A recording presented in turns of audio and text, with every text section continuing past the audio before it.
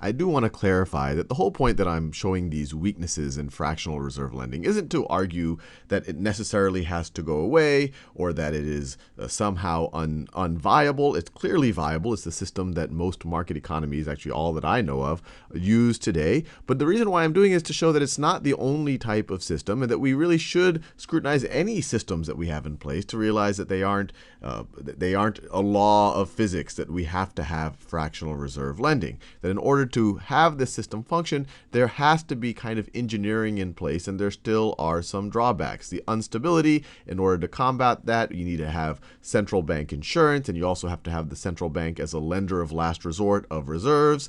The bad incentives, and these are well documented. These aren't just coming from me. Bad incentives.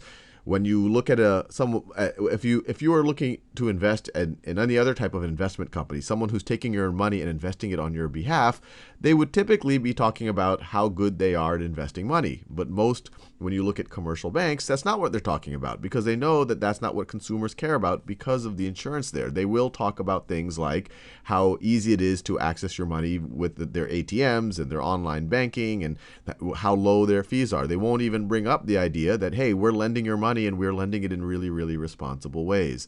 And it is also well documented by having a fractional reserve lending system. It is putting a significant amount of the money creation system, essentially the checkable deposits, it's putting it in the hands of private banks as opposed to the central banking authority.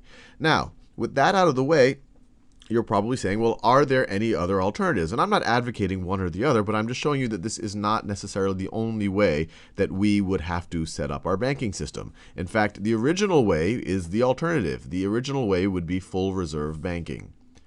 Full reserve banking. And it is exactly what it sounds like, which is that a bank would have to, if someone puts reserves or cash dollar or Federal Reserve notes in their demand deposit account, then the bank would just have to keep it there. So if I have a bank right over here, if I have a bank, and if I were to put $3, three Federal Reserve notes here, and if I were to say that this is I want to have this on demand. I want to be able to go to the bank at any moment in time and be able to take these things out. Then the bank would have to keep all of these reserves there. And you might say, well, then how will lending happen and all of the rest? In order for lending to happen, the bank would have to say, hey, look, you're not going to need to have all of this on demand. Why don't you keep some fraction of this on demand? Maybe it's this dollar bill right over here. And the rest of these, we, the bank, will literally borrow that from you. And this isn't an actual foreign concept. When you go buy a certificate of deposit at a bank, when you put your money in a CD at a bank, that's essentially what the bank is doing. They are borrowing that money from you. They're making it explicit. They're not saying that that money will be on demand. They're saying this is a time deposit, that this money, you are giving it to us now, and then you can get it back in 6 months or a year or 2 years or whatever. And usually the longer the duration, the longer you keep your money, you lock your money in with them, the higher the interest they would pay. So they'll say, look, this is on demand. This is on demand. That's in a demand deposit. And then this right over here, you will loan it to us. This is a time deposit. This is a time deposit. And then the bank could loan this money out. It could loan these reserves out. But this loan process would not increase the money supply. So that money could be loaned out maybe to someone else. And maybe that gets deposited in another bank, maybe in a demand deposit. So it gets, let's say it gets deposited right over here in a demand deposit. You might say, well, isn't this just like fractional reserve lending? Now you have $5 in a system. The difference is that no one can now use this perceived money right over here as money. You wouldn't be able to write checks against this money right over here. You could write it against this over here, and that's okay. You could write a $1 check, and it's backed by this $1 of reserves, so you're not creating any new money. The only reserves here that are really can either act as money or be used to back checks are now the original $3. The original $3 here. And the value of this type of a system, and there are drawbacks to it, the main drawback is that the bank is not going to be able to make any money on its demand deposits, and so it will probably have to charge higher fees to customers to keep their money. They'll say, hey, I'm safeguarding your money, I'm putting it in a vault for you, I'm making it accessible to you through checks, through ATMs, so I'm going to charge you more money for you to keep, for me to essentially safeguard your money.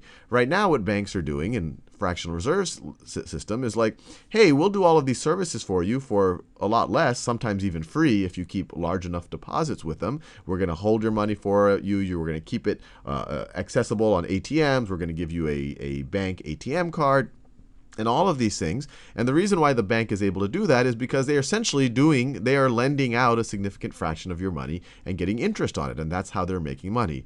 Here, it just becomes much more explicit. The bank is saying, look, on this right over here, we are doing a service for you. We are holding your money. We are keeping it on demand from wherever you want to access it. And over here, you're doing a service for us. You are lending us your money, and then we are going to lend it out probably for higher interest, and so that way we can make money off of it.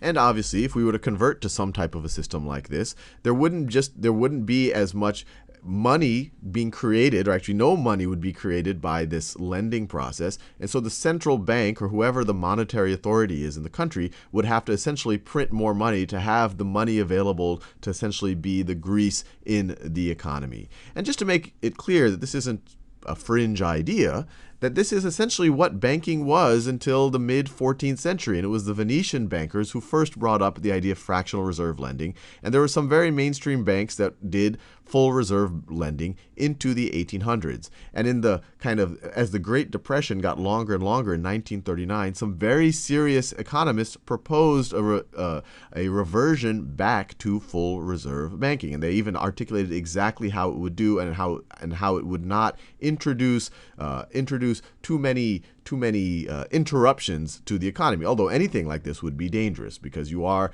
introducing a whole new way of doing things and you don't know exactly what the repercussions would be on the economy. And if you want to read their proposal, it's actually quite fascinating. And just reading their proposal, you'll get more depth on how the monetary system works. It's written by mainstream economists. Do a Google search for a program for monetary reform, monetary reform, and it was written in 1939, so you can also do Google for that. And on Wikipedia, there's actually the full text of a program for monetary reform. And when it was published, it was supported actually by a majority of mainstream economists to go to a full reserve banking system.